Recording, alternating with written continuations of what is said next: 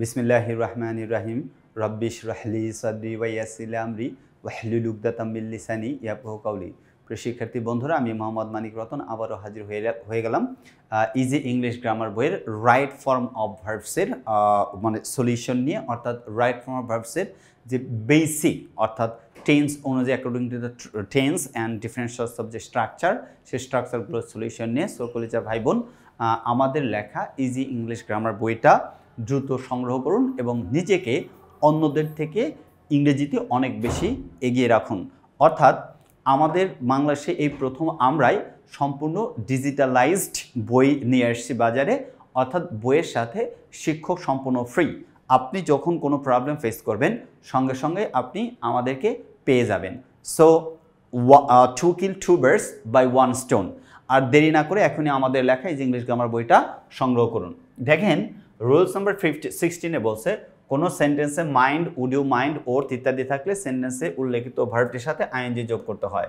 যেমন they don't mind walk instead of taking a bus, তার মানে এটা হবে ওকিং। কি হয়ে যাবে? ওকিং হয়ে যাবে। ওকে, তার মানে এটার আনসার হবে ওকিং। আচ্ছা, B number, would you mind help me with this, তার মানে এটা হয়ে যাবে হেল্পিং। এটা কি হয়ে যাবে? হেল্পিং হয়ে যাবে। কেন? এই যে দেখেন উড ইউ মাইন্ড আছে, mind, would you mind, worth এগুলো থাকলে। Example number 3, the idea is worth consider আছে, তাহলে এটা হবে কনসিডারিং। কি হয়ে যাবে? কনসিডারিং, এটা হবে কনসিডারিং। তার মানে the idea is worth considering, এই হচ্ছে এটার আনসার। আচ্ছা, mind, would you mind, worth এগুলো থাকলে প্রদত্ত ভার্বের সাথে আইএনজি যোগ করতে হয়। এগুলো কিন্তু মাথায় রাখতে হবে। 17 নাম্বার রুলস, এটা যদি আমরা তাকাই, কোনো সেন্টেন্সে নট অনলি বাট অলসো থাকলে সেক্ষেত্রে সেন্টেন্সটির শেষের সাবজেক্ট অনুযায়ী ভার্ব ব্যবহৃত হবে। অর্থাৎ নট অনলি এবং বাট অলসো আছে, সেন্টেন্সের ওই যে বাট অলসোর পরে যে সাবজেক্ট থাকবে সেটা অনুযায়ী ভার্ব ঠিক করতে হবে। যেমন not only the teacher but also the students right in the school magazine, তার মানে সাবজেক্ট অনুযায়ী, শেষের সাবজেক্ট অনুযায়ী, সেই ক্ষেত্রে সেন্টেন্সটি শেষের সাবজেক্ট, শেষের প্রথম সাবজেক্ট হচ্ছে দ্য টিচার সিঙ্গুলার, কিন্তু দ্বিতীয় সাবজেক্ট হচ্ছে দ্য স্টুডেন্টস, একের বেশি। অতএব এখানে আনসার হবে রাইট। আনসার কি? রাইট, রাইট হবে, কারণ সাবজেক্ট হচ্ছে এখানে দ্য স্টুডেন্টস, দ্বিতীয় সাবজেক্ট, এটা অনুযায়ী ভার্ব ঠিক করতে হবে। Example number 2, not only Naila but also I going to participate in the game, তার মানে বাট অলসো পরে আই আছে, তাহলে এইটার আনসার হবে এম। কি হয়ে যাবে? এম হয়ে যাবে। Not only Laila but also I am going to the participate in the game, এই ছিল হচ্ছে আনসার। মনে রাখবেন, এভাবে মনে রাখবেন যে বাট অলসোর পরের যে সাবজেক্ট থাকবে সেই সাবজেক্ট অনুযায়ী ভার্ব ঠিক করব, এক কথায় শেষ। বাট অলসোর পরের সাবজেক্ট অনুযায়ী ভার্ব ঠিক করতে হবে। রুল নাম্বার 18 দিকে যদি আমরা তাকাই, রুল নাম্বার 18 কি দেওয়া আছে? দেওয়া আছে কোনো সেন্টেন্সে সাবজেক্ট হিসাবে জেরান বা ইনফিনিটিভ থাকলে ভার্বটি সিঙ্গুলার হয়। ভালো কথা। তাহলে রিডিং বুকস, এই যে রিডিং এটা হচ্ছে জেরান, তাহলে ভার্বটি সিঙ্গুলার করতে হবে। সিঙ্গুলার বলতে ভার্বের যেহেতু প্রেজেন্ট ইনডিফিনিট টেন্সে করতে হয়। Dash our minds, the refresh আছে, এটা হয়ে যাবে রিফ্রেশেস। এটা কি হয়ে যাবে? রিফ্রেশেস হয়ে যাবে, কারণ এখানে সাবজেক্ট হচ্ছে জেরান্ড, সাবজেক্টটাকে জেরান্ড, জেরান থাকার কারণে আনসার হবে রিফ্রেশেস আওয়ার মাইন্ডস। অর্থাৎ reading books refreshes our minds. Second one, to walk in the morning, এই যে to walk in the morning কলজা ভাই বোন, এটাকে বলা হয় ইনফিনিটিভ। তবে to walk in the morning infinitive phrase is good for health, এটা কি হয়ে যাবে? ইজ হয়ে যাবে, ইজ গুড ফর হেলথ। আচ্ছা, রুল নাম্বার 19, প্রভার্ব বা প্রবাদ প্রবচনের ক্ষেত্রে ভার্ব নির্দিষ্ট কোনো গ্রামারের নিয়ম মেনে বসে না, মানে নির্দিষ্ট কোনো নিয়ম মানে না, অনেক কিছু উল্টাপাল্টা ভিন্ন কিছু হয়ে থাকে। যেমন all that glitters is not gold, এটা হয়ে যাবে ইজ, কিন্তু স্বাভাবিক নিয়মে যেহেতু অল আছে, আমরা জানি এটা প্লুরাল, বাট এই সেন্টেন্সে অল সিঙ্গুলার অর্থে ব্যবহার করা হয়েছে, এই জন্য ইজ হয়ে গেছে। Time and tide wait for none, এটা হয়ে যাবে ওয়েট, তবে এটা বিতার্কিক, কেউ কেউ ওয়েটসও বলে থাকে, তাতে কোনো সমস্যা নাই। এক্সাম্পল নাম্বার 2 চলে গেছে। রুল নাম্বার 20, সেন্টেন্সে যদি had better, had rather, would rather, lest, must, need, dare, far ইত্যাদি থাকে, প্রেজেন্ট ফর্ম হয়। অর্থাৎ প্রদত্ত ভার্বের পূর্বে টু থাকলে তাও বাদ যাবে এবং ভার্বের প্রেজেন্ট ফর্ম হয়ে যাবে। এক্সাম্পল নাম্বার 1, এক্সাম্পল নাম্বার 1 এর দিকে যদি তাকাই, দে উড রাদার, তাহলে টু গো আছে, টু তো বাদ যাবে, শুধু গো হবে, go by car then by bus. Example number 2, I will not let you enter the classroom, এটা হবে এন্টার, অর্থাৎ 2 নম্বরের আনসার হবে এন্টার। কেন? এখানে দেওয়া আছে লেট, এই লেটটাকে বলা হয় কোয়াজিটিভ ভার্ব, আর লেট কোয়াজিটিভ ভার্বের পরে মেইন ভার্বের বেস ফর্ম বসে। I will not let you enter the classroom. I will not let you enter the classroom. 21 number রুলসে দেখে আমরা লেখা আছে as soon as দ্বারা কোনো সেন্টেন্স শুরু হলে সাধারণত সেন্টেন্সটির উভয় ক্লজই পাস্ট ইনডিফিনিট টেন্স হয়, অর্থাৎ উভয় বাক্যই পাস্ট ইনডিফিনিট টেন্স করতে হয়। Example number 1, as soon as they entered the room, এই যে entered এটা V2 আছে পাস্ট ইনডিফিনিট, তাহলে এটাকেও পাস্ট ইনডিফিনিট টেন্স করতে হবে।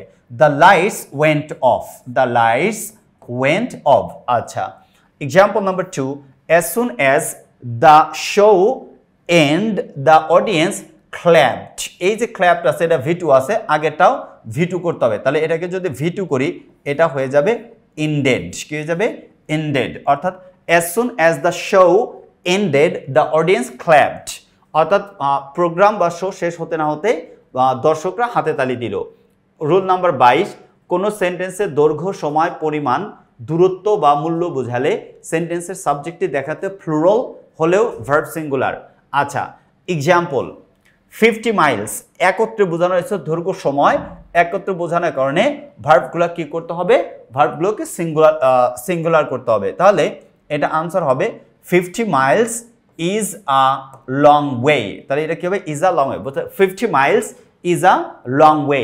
Example number 2, 10 rupees is not enough for bottle of cold drink at the time. তাহলে কি বলছে?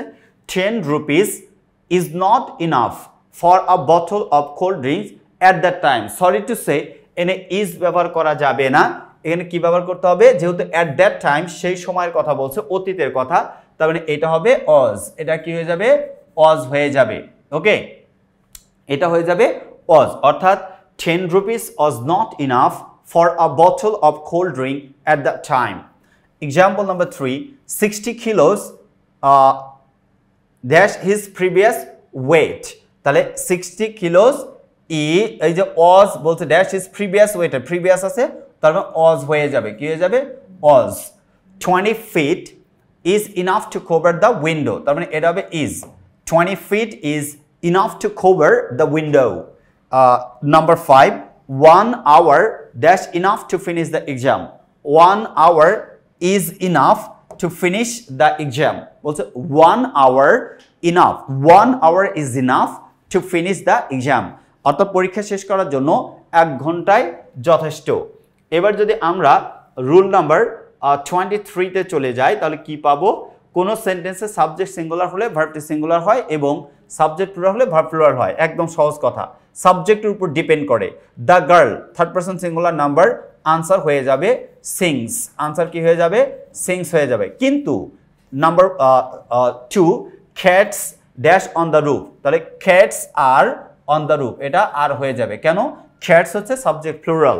রুল নাম্বার 24, কোনো সেন্টেন্সে ইম্পর্টেন্ট রুলস এটা, কোনো সেন্টেন্সে হোয়াইল এর পর সাবজেক্ট যদি দেওয়া থাকে তাহলে ফার্স্ট কন্টিনিউয়াস টেন্স, আর যদি সাবজেক্ট না দেওয়া থাকে অর্থাৎ হোয়াইল এর পর সরাসরি ভার্ব দেওয়া থাকে তাহলে আইএনজি যোগ করতে হয়। এক্সাম্পলগুলো দেখলেই ক্লিয়ার হয়ে যাবে। এক্সাম্পল নাম্বার 1, হোয়াইল এরপরে কোনো সাবজেক্ট দেওয়া নাই, কলিজার ভাই বোন, যেহেতু সাবজেক্ট দেওয়া নাই তাহলে ভার্বের সাথে কি যোগ করতে হবে? আইএনজি যোগ করতে হবে। সাবজেক্ট না থাকলে সরাসরি ভার্বের সাথে আইএনজি। আর সেকেন্ড এক্সাম্পল, হোয়াইল এখানে শি দেওয়া আছে, হোয়াইলের পরে শি হচ্ছে সাবজেক্ট, অতএব আমাকে ফার্স্ট কন্টিনিউয়াস টেন্স করতে হবে। আনসার হবে was, আনসার হবে was eating, আনসার হবে হচ্ছে was eating, অর্থাৎ while she was eating the phone, she was eating, while she was eating the phone rang, while she was eating the phone rang.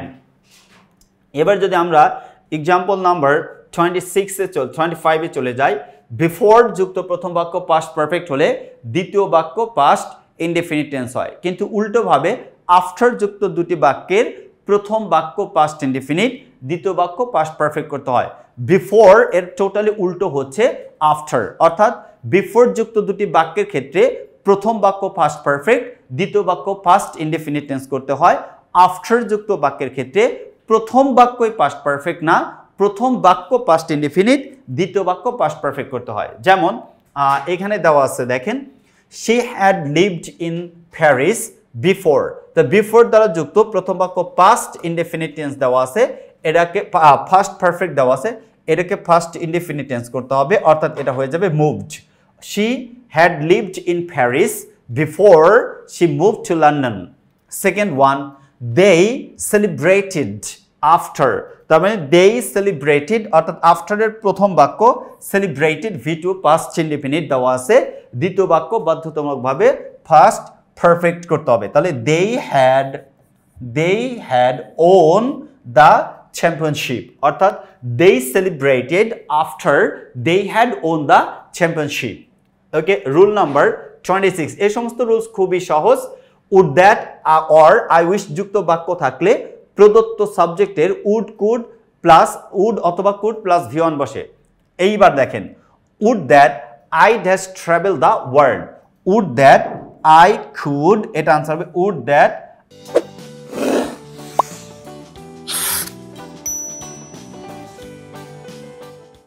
I could travel the world, তাহলে I could travel the world. Second one, I wish they dash on time for once, I wish they were, এটা হবে were, they could be on time for once, I'm sorry to say এটা would could এর ব্যবহার, তো they could be on time for once, I wish they could be on time for once, এই হচ্ছে answer. আচ্ছা, আমরা যদি example number 27 দেখি, কোন সিম্পল সেন্টেন্সে প্রিন্সিপাল ভার্বের পরে আরেকটি ভার্ব থাকলে দ্বিতীয় ভার্বটির সাথে আইএনজি যোগ করতে, অর্থাৎ একটা সিম্পল সেন্টেন্সে যদি ডাবল ভার্ব থাকে তাহলে প্রথম ভার্বটাকে ফাইনাইট হিসেবে রেখে দিতে হয়, দ্বিতীয় ভার্বের সাথে আইএনজি যোগ করতে হয় অথবা ইনফিনিটিভ টু যোগ করতে হয়, তবে উদ্দেশ্যের কোনো কিছু বোঝালে ইনফিনিটিভ টু ব্যবহার করতে হয়।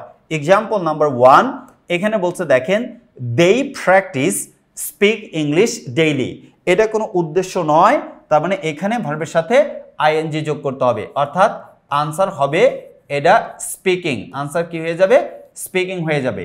এক্সাম্পল নাম্বার 2, অর্থাৎ এখানে নাম্বারটা ঠিক করতে হবে, I am sorry to say, এটা হচ্ছে হবে 2, আপনারা বইয়ে এরকম পাবেন না, বইয়ে নাম্বার ঠিক করা আছে।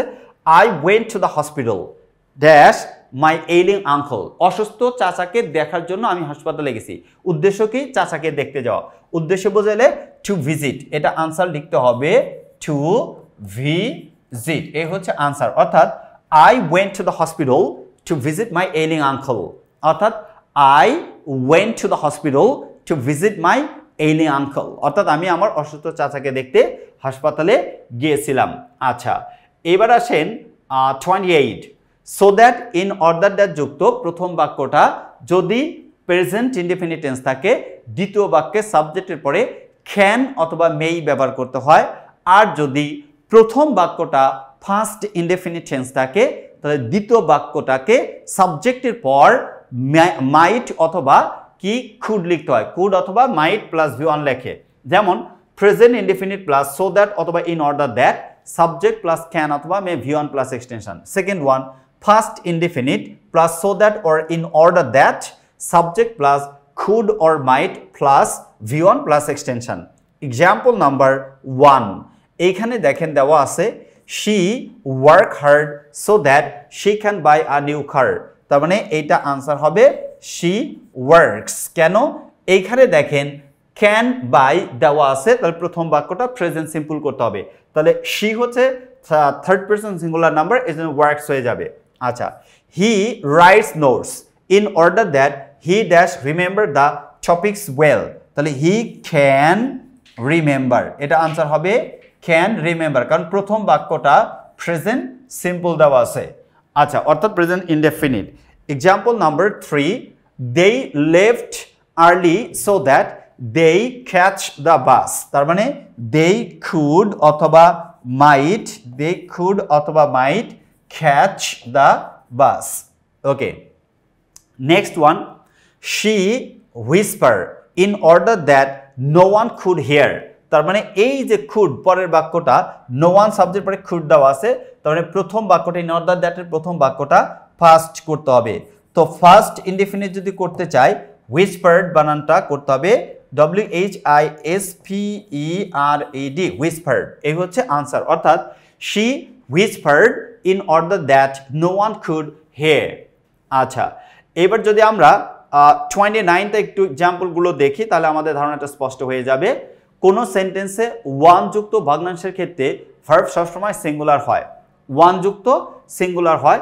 টু যুক্ত ভগ্নাংশের ক্ষেত্রে সাবজেক্টটি সিঙ্গুলার নাম্বার আনকাউন্টেবল নাউন হলে ভার্ব সিঙ্গুলার হবে, এবং বলছে নাম্বার প্লুরাল নাম্বার হলে কাউন্টেবল প্লুরাল নাম্বার হলে ভার্ব প্লুরাল হবে। যেমন 1/3 of the land in that area, তাহলে 1/3 আছে, এটা প্রেজেন্ট লিখতে হবে, হয়ে যাবে ইজ, কি হয়ে যাবে is. 1/3 of the land in that area is used for farming. আচ্ছা, এবার number 2, 2/3 of the water have dried up. 2/3 of the water, তার মানে এটা প্লুরাল করতে হবে না, সিঙ্গুলার হবে, কারণ ওয়াটার হচ্ছে আনকাউন্টেবল নাউন, আনকাউন্টেবল নাউন, তার মানে এটা আনসার হবে হ্যাজ, অর্থাৎ 2/3 of the water has dried up. Example number 3, 2/4 of the students, এটা যেহেতু প্লুরাল কাউন্টেবল নাউন, তার মানে are absent অথবা were absent, আর অথবা were absent। আমি যদি বলি অনুপস্থিত ছিল তখন বলবো were, যদি বলি অনুপস্থিত আছে বলবো are absent। হোপ সো আপনারা এই সম্পর্কে ধারণাটা ক্লিয়ার করে নিছেন। এবার রুল নাম্বার 30, কোন সেন্টেন্সে modal verbs do not, does not, did not, can not but, could not but, am to, is to, are to, যদি এগুলা one kind of modal verb, এগুলাকেও মোডাল ভার্বই বলা হয়। কোনটা? Am to, is to, are to, was to, were to, am going to, is going to, are going to, এগুলোকে বলা হয় could not but, can not but. এর সাথে আরো can, could, shall, should, will, would, may, might, must, dare, need, have to, has to, had to, ought to, এইগুলোকেও বলা হয় modal verb. তাহলে example number 1, Swad can not but love, তার মানে এইটার আনসার হবে এই যে ক্যান নট বাট এটা দেওয়া আছে, এরপরে ভার্বের বেস ফর্মটা ব্যবহার করতে হয়, এই জন্য আনসার হবে love. Swad can not but love. Number 2, time doesn't wait for anybody, doesn't দেওয়া আছে, প্রেজেন্ট টেন্সের নেগেটিভ, ভার্বের বেস ফর্ম ব্যবহার করতে হয়। আচ্ছা, number 3, you are to follow the instructions carefully, you are to follow the instructions carefully, এটা হচ্ছে 3 নাম্বার। এই হচ্ছে আজকের আলোচনার অর্থাৎ এই পর্বের আলোচনার টপিক, এগুলো ছিল 30 পর্যন্ত যে রুলসগুলো আছে আমরা করে দিলাম। কলেজার ভাই বোন, আপনাদের কারো কোথাও কোনো ধরনের যদি আরো সমস্যা থেকে থাকে এই সমস্যাগুলো আমরা সমাধান করে দেব। এবং আমি আবারও বলি, যারা এখন পর্যন্ত আমাদের লেখা ইজি ইংলিশ গ্রামার বইটা সংগ্রহ করে নাই, please collect our English grammar book as soon as possible if your target is to get 100 out of 100. If your target is to get GPA 5, I mean A+ in English.